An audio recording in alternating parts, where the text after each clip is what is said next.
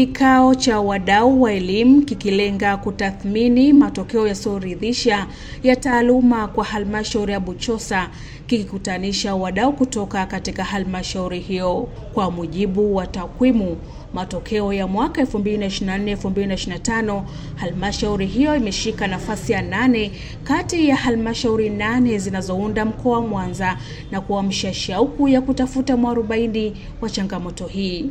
Mtoto akiwa na adhabu, hasa shule zenye maeneo, mtoto anampeleka shambani, mtoto anamfanyisha kazi.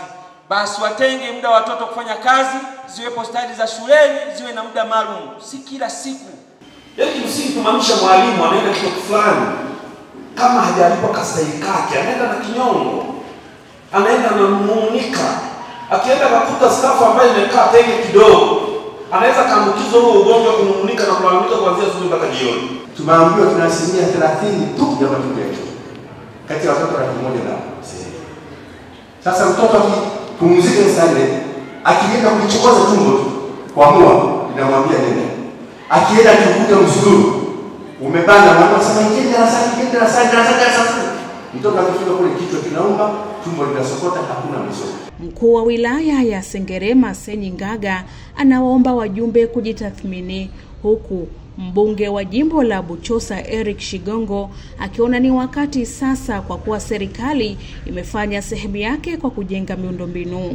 Kama ni changamoto basi tuwekee mkakati wa kwenda mbele. Nategemea tuzungumzie tufanye nini zaidi ili kumaintain ile matokeo tunayopata kwa darasa la 4 kwenda mbele, au tufanye vizuri zaidi. Uwekezaji kwenye miundombinu, mabweni, madarasa kama tulivyo ndani ya bweni hili, serikali imetimiza wajibu wake, lakini bado upande wa taaluma tuko nyuma.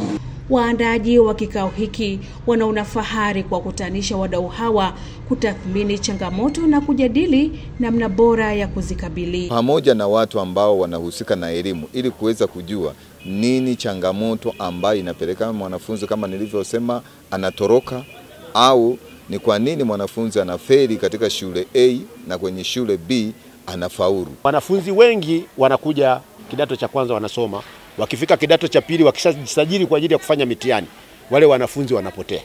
Wanakuja kufanya mitihani, wanakuja kuonekana kipindi cha mitihani. Kwa hiyo mwanafunzi ambaye hajafundishwa, yeye ndio anakuja kufanya nini? Mitihani.